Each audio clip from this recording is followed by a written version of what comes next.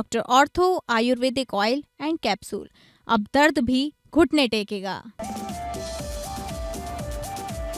Ceasefire खत्म होने में बचे हैं चंद घंटे। यूएस ईरान के बीच दूसरे दौर की वार्ता के लिए पाकिस्तान जाने की तैयारी में ईरानी डेलीगेशन। ईरान बोला धमकी से नहीं होगी वार्ता। तमिलनाडु में सभी सीटों पर थम जाएगा आज चुनाव प्रचार। बंगाल में पहले चरण के लिए भी रुकेगा चुनाव प्रचार। 23 अप्रैल को तमिलनाडु और बंगाल में होगा मतदान।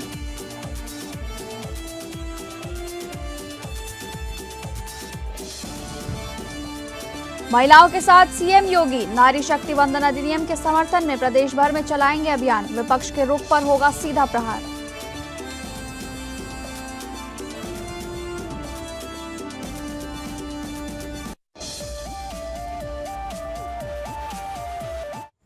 नमस्कार, आप सभी का स्वागत है इस बुलेटिन में। मैं हूं आपके साथ शालिनी राणा।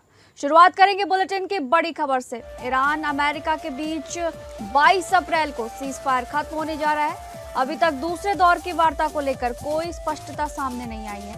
एक तरफ जहां अमेरिकी राष्ट्रपति डोनाल्ड ट्रंप ने उपराष्ट्रपति जेडी वेंस के नेतृत्व में अपने वार्ताकारों की टीम को इस्लामाबाद रवाना कर दिया है, तो वहीं ईरानी डेलीगेशन भी पाकिस्तान जाने की तैयारी में है। ईरानी संसद के स्पीकर मोहम्मद बागेर गालिबाफ ने साफ कहा है कि धमकियों के साए में अमेरिका के साथ किसी भी प्रकार की शांति वार्ता नहीं हो सकती। अमेरिका ईरान तनाव के बीच राष्ट्रपति डोनाल्ड ट्रंप ने जेडी वेंस, स्टीव विटकॉफ और जेरेड कुशनर को इस्लामाबाद भेजकर वार्ता को निर्णायक मोड़ देने की कोशिश की है। अमेरिका और ईरान के बीच तनाव एक खतरनाक मोड़ पर खड़ा है, जहां कूटनीति और टकराव के बीच सीधी जंग छिड़ती दिख रही है। इसी तनावपूर्ण माहौल में अमेरिकी राष्ट्रपति डोनाल्ड ट्रंप ने पाकिस्तान में प्रस्तावित दूसरे दौर की बातचीत के लिए अपने विशेष दूत को इस्लामाबाद के लिए भेजा है। हालांकि इस वार्ता को लेकर तस्वीर अभी भी पूरी तरह से साफ नहीं हो पाई है। ईरान का डेलीगेशन अमेरिका के साथ बातचीत के लिए पाकिस्तान जाने की तैयारी कर रहा है। न्यूयॉर्क टाइम्स ने 2 ईरानी अधिकारियों के हवाले से बताया है कि ये डेलीगेशन इस्लामाबाद पहुंच सकता है। अमेरिका ने हॉर्मुज़ स्ट्रेट से गुजरने की कोशिश कर रहे टुस्का नाम के एक ईरानी जहाज को पकड़ लिया। ये चीन से लौट रहा था। ईरान ने इस पर नाराजगी जताई और अंजाम भुगतने की चेतावनी भी दी। अमेरिकी राष्ट्रपति डोनाल्ड ट्रंप ने कहा कि अमेरिका तब तक ईरान के बंदरगाहों पर लगी नाकेबंदी नहीं हटाएगा जब तक तेहरान के साथ कोई समझौता नहीं हो जाता। ट्रंप ने अपने social media platform truth social पर लिखा कि ये नाकेबंदी जो एक हफ्ते से पहले शुरू हुई थी, ईरान को पूरी तरह तबाह कर रही है। उन्होंने ये भी कहा कि इस संघर्ष में अमेरिका बहुत आगे है। उनका ये बयान ऐसे समय में आया है जब अमेरिका और ईरान के बीच अस्थायी युद्ध विराम बुधवार को खत्म होने वाला है। ईरानी संसद के स्पीकर गालिबाफ ने सोशल मीडिया पर लिखा कि ट्रंप दबाव बनाकर और सीजफायर तोड़कर बातचीत को ऐसे बनाना चाहते हैं जहां ईरान को झुकना पड़े या फिर दोबारा जंग शुरू करने का बहाना मिल जाए।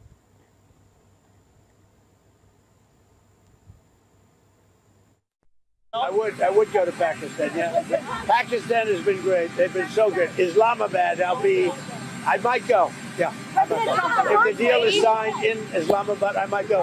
The field marshal has been great. The prime minister has been really great in Pakistan. So I might go. They want.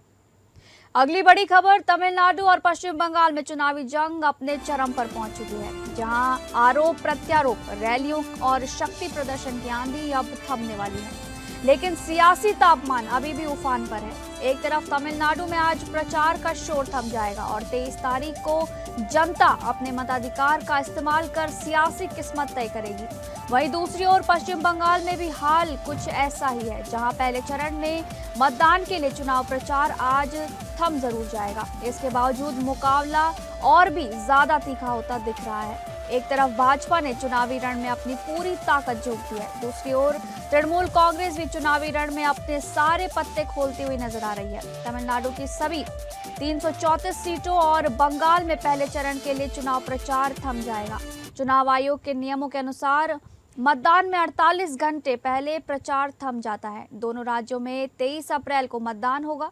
चुनाव आयोग के नियमों के अनुसार मतदान से 48 घंटे पहले प्रचार थम जाता है, जिसके बाद सभी तरह की सार्वजनिक रैलियां और राजनीतिक प्रचार प्रतिबंधित होंगे। तमिलनाडु विधानसभा चुनाव में मुख्य मुकाबला द्रमुक और अन्य द्रमुक गठबंधन के बीच है। कई सीटों पर अभिनेता से नेता बने विजय की पार्टी टीवी के त्रिकोणीय मुकाबले में है। मतदान को बढ़ावा देने और 100% मतदान सुनिश्चित करने के उद्देश्य से चुनाव आयोग ने राज्य भर में व्यापक जागरूकता अभियान शुरू किए हैं। कमीशन, करप्शन और सिंडिकेट, इसके कारण हजारों कंपनियां बंगाल छोड़कर चली गई है, लाखों नौकरियां यहां खत्म हो गई है, युवाओं को अपना घर छोड़कर दूसरे राज्यों में जाना पड़ रहा है। साथियों, बंगाल का युवा रोजगार की तलाश में उधर उधर भटकता है और टीएमसी नेताओं के ठिकानों से करोड़ों रुपए बरामद होते हैं। This election is about stopping the BJP RSS from capturing Tamil Nadu. Yesterday, you might have seen what Mr. Narendra Modi and Amit Shah were trying to do in Parliament. আমার খুব প্রিয় প্রার্থী শওকত মোল্লা আমার কলকাতার সামনে ওকে দাঁড় করিয়েছে এই কারণ আমি ভাঙড়ের জন্য অনেক কিছু করতে চাই। শওকতকে ভোট দিন, ভাঙড়বাসী যা চাইবেন তাই করে দেবো। अगली बड़ी खबर, बंगाल के चुनावी समर में सीएम योगी आदित्यनाथ ने ममता सरकार पर तुष्टीकरण और भ्रष्टाचार का आरोप लगाते हुए हुंकार भरी है। उन्होंने कहा कि जो बंगाल कभी अर्थव्यवस्था का इंजन था, उसे टीएमसी ने कंगाल बना दिया है। योगी ने चेतावनी दी कि भाजपा सरकार आते ही माफियाओं पर यूपी जैसा बुलडोजर चलेगा। पश्चिम बंगाल में चुनावी सभा को संबोधित करते हुए सीएम योगी आदित्यनाथ ने बड़ा बयान दिया है। उन्होंने कहा, बंगाल की धरती को हमें काबा की धरती नहीं बनने देंगे। ये माँ काली, माँ दुर्गा और वंदे मातरम की धरती रहेगी। पश्चिम बंगाल विधानसभा चुनाव 2026 के प्रचार के लिए मैदान में उतरे उत्तर प्रदेश के मुख्यमंत्री योगी आदित्यनाथ ने राज्य की राजनीतिक फिजा में बुलडोजर और सुशासन का नैरेटिव सेट कर दिया है। जयपुर, पिंगला और गारबेटा की विशाल जनसभाओं को संबोधित करते हुए योगी ने ममता बनर्जी के 15 साल के शासन को अराजकता का काल करार दिया। उन्होंने साफ शब्दों में चेतावनी दी कि टीएमसी के गुंडे और माफिया अपनी गिनती शुरू कर दें, क्योंकि 4 मई के बाद बंगाल की धरती पर यूपी मॉडल लागू होगा।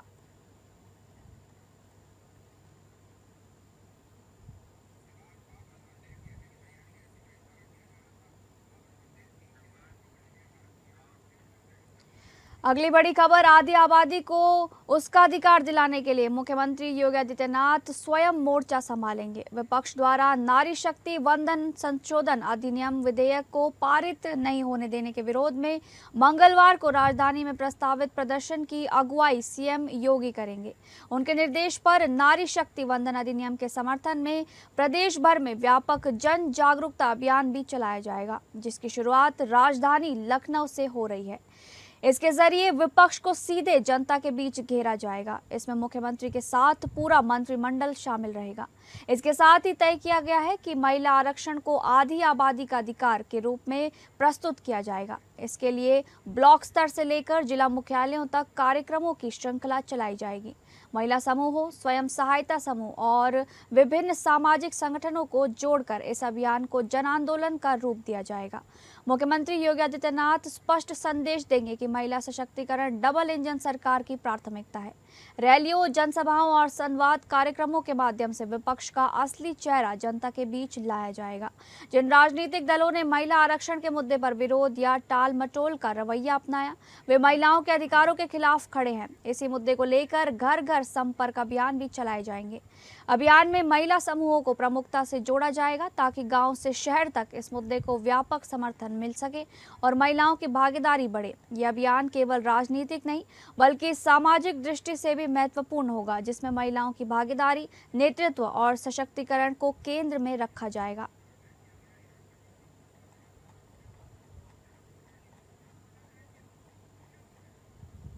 आपको बता दें, आधी आबादी को उसका अधिकार दिलाने के लिए उत्तर प्रदेश के मुख्यमंत्री योगी आदित्यनाथ स्वयं मोर्चा संभालेंगे। विपक्ष द्वारा नारी शक्ति वंदन संशोधन विधेयक को पारित नहीं होने देने के विरोध में मंगलवार को राजधानी में प्रस्तावित प्रदर्शन की अगुवाई सीएम योगी आदित्यनाथ करेंगे। उनके निर्देश पर नारी शक्ति वंदन अधिनियम के समर्थन में प्रदेश भर में व्यापक जन जागरूकता अभियान चलाया जाएगा, जिसकी शुरुआत राजधानी लखनऊ से हो रही है। जो मंचस्थ नेतृत्व है ये सबसे आगे व्यवस्था के साथ जुड़ेंगे। भारतीय जनता पार्टी की प्रदेश महामंत्री श्रीमती प्रियंका सिंह रावत जी, क्षेत्रीय अध्यक्ष श्री कमलेश मिश्रा जी, महानगर अध्यक्ष आनंद द्विवेदी जी, जिला अध्यक्ष विजय मौर्य जी, हमारे विधायकगण लखनऊ के और अन्य जनपदों के जो भी हैं, मेरा सबसे अनुरोध होगा कि ये इस आक्रोश मार्च के सबसे पीछे रहेंगे, जिससे अगर किसी कार्यकर्ता को, किसी वाहन को कहीं पे कोई समस्या होती है, उन्हें तत्काल उन्हें किसी साधन से, वाहन से सुरक्षित पहुंचाने की व्यवस्था। इसी खबर पर ज्यादा जानकारी के साथ हमारे विशेष संवाददाता आनंद सिंह हमारे साथ जुड़ चुके हैं। आनंद, आपसे जानना चाहेंगे, आज मुख्यमंत्री योगी आदित्यनाथ नारी शक्ति वंदन संशोधन विधेयक को पारित नहीं होने देने के विरोध में एक प्रदर्शन उन्होंने प्रस्तुत किया है। क्या कुछ जानकारी है, साझा कीजिए। बिल्कुल, देखिए, नारी शक्ति वंदन अधिनियम जो संसद में जो कानून पास नहीं हो सका, जो कानून नहीं बन सका, नहीं पास हो सका, विपक्ष के हंगामे के चलते, विपक्ष के भारी विरोध के चलते, उसको लेकर अब भारतीय जनता पार्टी पूरी तरह से मुखर है। मुख्यमंत्री योगी आदित्यनाथ की अगुवाई में पूरा जो प्रदेश, उत्तर प्रदेश सरकार का मंत्रिमंडल है और तमाम जो सहयोगी दल हैं, वो सभी इस मार्च में शामिल हैं और ये मार्च लगातार जारी है। मुख्यमंत्री योगी आदित्यनाथ की अगुवाई में मार्च चल रहा है। मुख्यमंत्री आवास से शुरू होकर ये विधानसभा तक पैदल मार्च हो रहा है और इसका स्पष्ट संदेश जो देने का प्रयास है वो यही है कि जो आधी आबादी है देश की, प्रदेश की, उसके साथ किस तरह से अन्याय किया गया है और तमाम वो विपक्षी दल जो सामाजिक सरोकार की बात करते हैं, अधिकार देने की बात करते हैं, महिलाओं की बात करते हैं, उनके स्वाभिमान, सुरक्षा, स्वावलंबन की बात करते हैं, वो किस तरह से उनका दोहरा रवैया है, दोहरा चरित्र है। और महिला जो आरक्षण का कानून संसद में अगर नहीं बन सका, नहीं पास हो सका वहां से, तो इसके पीछे किस तरह से विपक्ष की पूरी तरह से साजिश है। चाहे वो खासकर अगर उत्तर प्रदेश की बात करें तो समाजवादी पार्टी और कांग्रेस मुख्य रूप से इसके दोषी हैं, ये बताने का प्रयास बीजेपी की तरफ से किया जा रहा है। और यही वजह है कि इतने बड़े स्तर पर यह कार्यक्रम, जिसमें पूरा मुख्यमंत्री योगी आदित्यनाथ तो ही हैं, पूरा मंत्रिमंडल और तमाम सहयोगी दल और एक नारी शक्ति इस प्रदर्शन में शामिल है और ये प्रदर्शन लगातार जारी है। जी, बहुत बहुत धन्यवाद आनंद, तमाम जानकारी साझा करने के लिए। खबरों में आगे बढ़ेंगे। मुंबई में कथित तौर पर स्कूल जिहाद को लेकर राजनीतिक और प्रशासनिक हलकों में विवाद तेज हो गया है।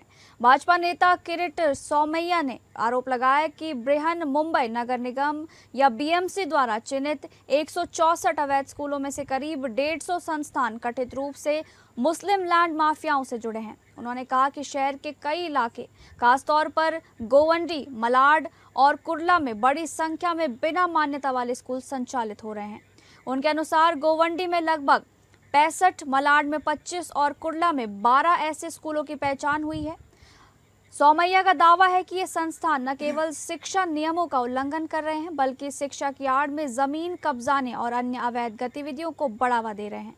सोमैया ने यह भी आरोप लगाया कि कुछ मामलों में इन स्कूलों को बाद में मस्जिदों में बदल दिया गया। उन्होंने इस पूरे मुद्दे को पिछले कई वर्षों से चले आ रहे कथित भ्रष्टाचार से जोड़ते हुए कहा कि प्रशासनिक ढिलाई और सिस्टम की खामियों के कारण ऐसे नेटवर्क को बढ़ने का मौका मिला है।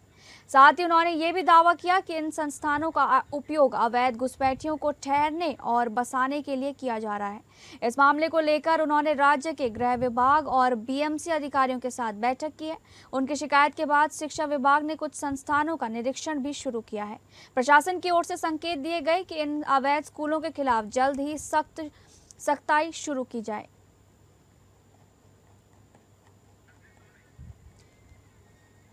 इसी खबर पर ज्यादा जानकारी के साथ हमारे संवाददाता सर्वजीत सोनी हमारे साथ जुड़ चुके हैं। सर्वजीत, आपसे जानना चाहेंगे क्या मामला है मुंबई में कथित स्कूल जिहाद को लेकर राजनीतिक और प्रशासनिक हलकों में विवाद तेज हो गया है, जिसमें किरीट सोमैया ने अपना बयान दिया है। क्या कुछ जानकारी है, साझा कीजिए।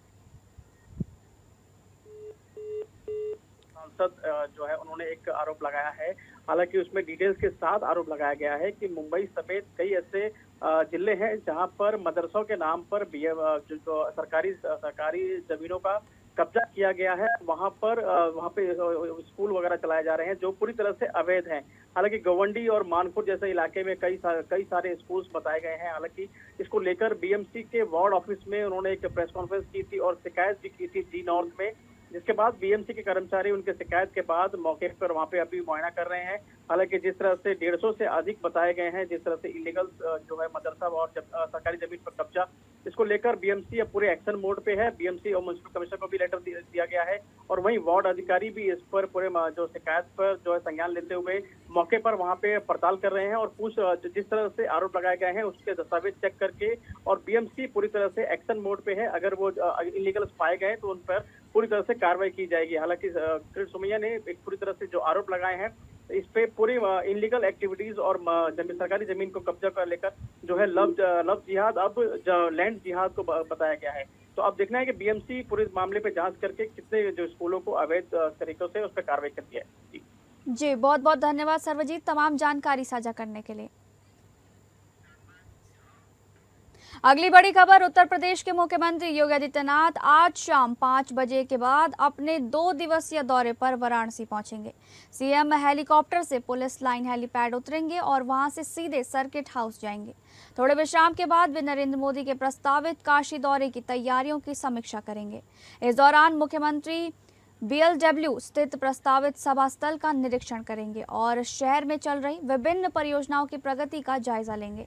सीएम योगी कानून व्यवस्था को लेकर भी अधिकारियों और जनप्रतिनिधियों के साथ समीक्षा बैठक करेंगे, जिसमें फीडबैक के आधार पर जरूरी दिशा निर्देश और कार्रवाई की जा सकती है।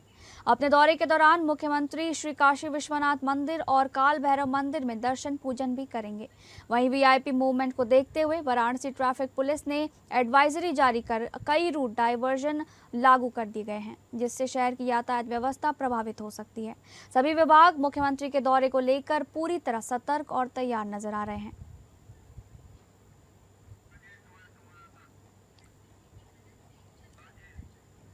इसी खबर पर ज्यादा जानकारी के साथ हमारे संवाददाता राजेश हमारे साथ जुड़ गए हैं। राजेश, बताइए क्या कुछ जानकारी है मुख्यमंत्री योगी आदित्यनाथ के काशी दौरे की? अनिल जी, आपको बता दें कि मुख्यमंत्री आदित्यनाथ योगी जी वाराणसी के 2 दिवसीय दौरे पे आ रहे हैं और यहाँ आने के बाद जो परियोजनाएं बनी हैं या जिसका लोकार्पण हुआ है, पहले उसका निरीक्षण करेंगे। इसके बाद आगामी प्रधानमंत्री आने वाले हैं बनारस में, वहाँ जाकर के उनके स्थलीय निरीक्षण करेंगे कि वहाँ की व्यवस्था क्या किया गया है। इसके बाद जो है वह सर्किट हाउस में अधिकारियों के साथ बैठक करेंगे, परियोजनाओं का स्थलीय निरीक्षण करेंगे और इसके बाद रात में जो है श्री काशी विश्वनाथ जी काल भैरव का मंदिर में दर्शन पूजन करेंगे। इसके बाद जो है पुलिस लाइन में बैठक करके सभी क्राइम से लेकर के अन्य जो भी योजनाएं जो है बनारस में लागू हैं उसकी समीक्षा करेंगे। जी बहुत बहुत धन्यवाद राजेश तमाम जानकारी साझा करने के लिए। अगली खबर, दिल्ली की आबकारी नीति घोटाला मामले में दिल्ली के पूर्व मुख्यमंत्री अरविंद केजरीवाल समेत अन्य को आरोप मुक्त किए जाने के खिलाफ जांच एजेंसी CBI की अपील पर सुनवाई कर रही है।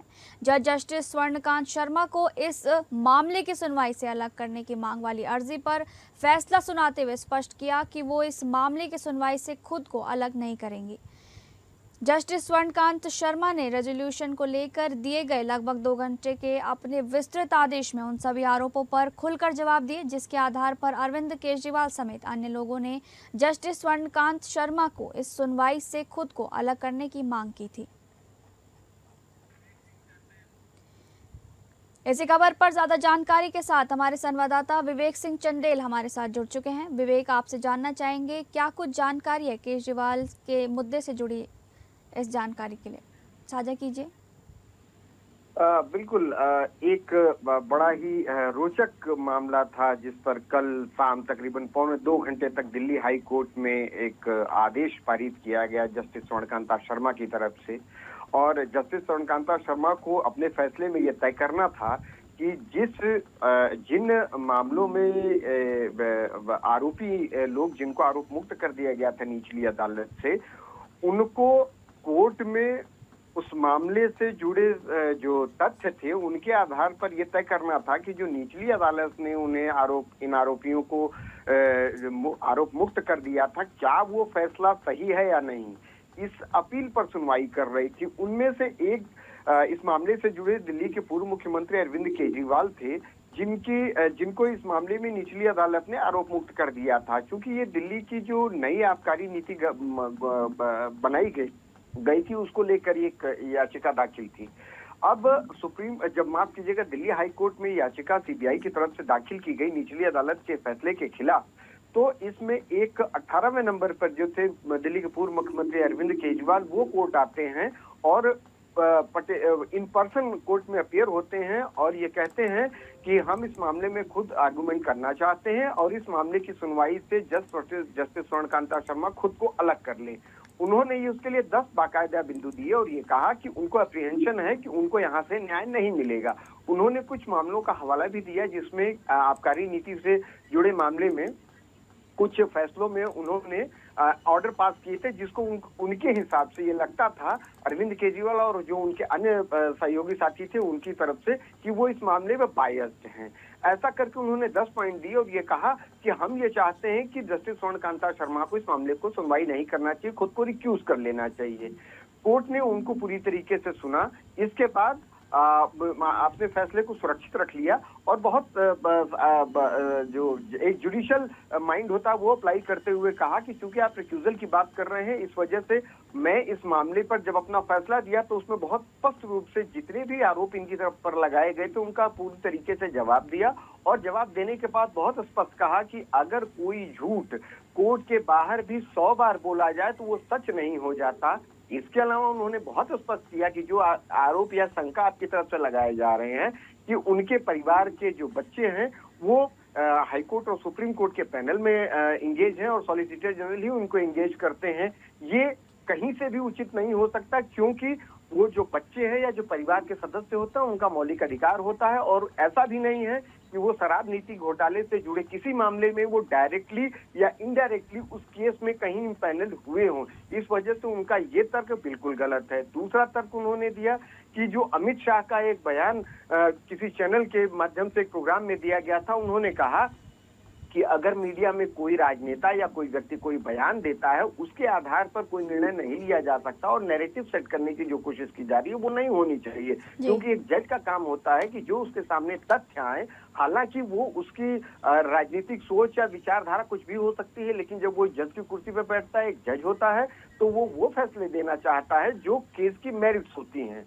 और उन्होंने एक बहुत बात स्पष्ट की कि जो केजरीवाल की तरफ से उनके साथियों की तरफ से आरोप लगाए जा रहे हैं कि वो बायस्ड थे, तो ऐसे 2 से 3 मामले और भी उन्होंने अपने ऑर्डर में कोट किए जिसमें ये कहा गया कि जिसमें इनका पक्ष सुनने बिने पहली बार। बहुत बहुत धन्यवाद आपका तमाम जानकारी साझा करने के लिए।